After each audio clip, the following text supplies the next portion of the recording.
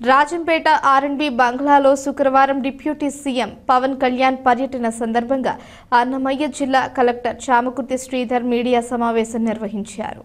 ఈ సందర్భంగా ఆయన మాట్లాడుతూ డిప్యూటీ సీఎం పవన్ కళ్యాణ్ పర్యటన సందర్భంగా అన్నమయ్య డ్యాం మునక ప్రాంత బాధితులను పులపత్తూరులో పరామర్శించి నష్టపోయిన వరద బాధితులను కలిసి వారి సమస్యలను తెలుసుకుని ప్రజలకు మేలు చేసే విధంగా ఈ ప్రభుత్వం వ్యవహరిస్తోందని తెలిపారు.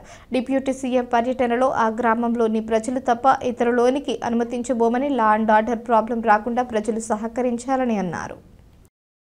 ఇల్లీగల్ మైనింగ్ జరగకుండా ఎక్కడా కూడా అక్రమంగా ఇసుకను తవ్వకుండా ఉండడానికి ఎస్పీ గారితో మాట్లాడుతూనే చర్యలు తీసుకుంటూ ప్రజలందరికీ ఒక టోల్ ఫ్రీ నెంబర్ని కూడా ఏర్పాటు చేశాము.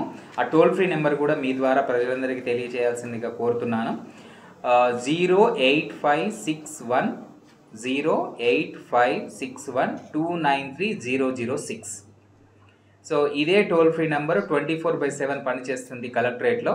సో మీకు శాండ్కి సంబంధించిన అవైలబిలిటీ ప్రాబ్లం కానీ, లేదా ఇంకేదైనా ప్రాబ్లం కానీ, లేదా ఇల్లీగల్ శాండ్ ఎక్కడైనా చేస్తున్నప్పటికీ కూడా దీనికి మీరు ఫిర్యాదు చేయవచ్చు. సో ఇది ఎప్పటికప్పుడు తీసుకొని దీని మీద హానరబుల్ సీఎం గారు ఇచ్చిన ఇన్స్ట్రక్షన్స్ ఏంటంటే దీనిపై వచ్చిన కంప్లైంట్స్ 24 గంటల్లో రిజాల్వ్ చేయాల్సిందిగా చెప్పడం జరిగింది. ప్రతిరోజు కూడా జిల్లా కలెక్టర్ దీనిపైన రిపోర్ట్ని మైనింగ్ శాఖకు పంపాల్సి ఉంటుంది. కాబట్టి ఎవరైనా దీని మీద ఫిర్యాదులు చేయవచ్చు.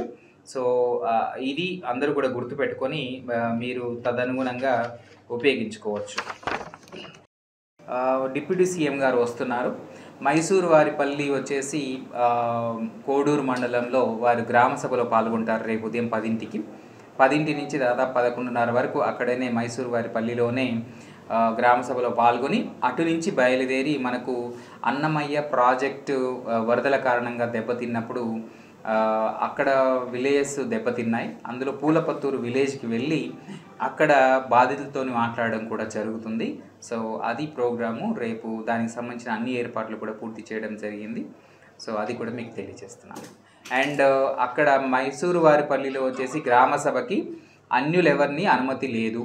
ఎట్టి పరిస్థితుల్లో కూడా కేవలం ఆ గ్రామస్తులకు మాత్రమే అనుమతి ఉంది. ఎందుకంటే గ్రామ సభ అనేది పూర్తిగా స్వయం ప్రతిపత్తితో ఏర్పాటు చేయడం జరుగుతుంది రాజ్యాంగం ప్రకారము.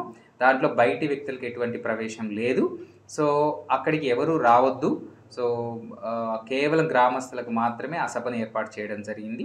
అలాగే పూలపత్తూరులో కూడా అక్కడ కూడా బాధితుల కుటుంబాలకు సంబంధించిన ఆ గ్రామస్తులు మాత్రమే అక్కడ ఉంటారు. బయటి వారు ఎవరు కూడా అక్కడికి రాకూడదు. సో ఇది ఈ రెండు కూడా ప్రజలకు చేస్తున్నటువంటి మనవి.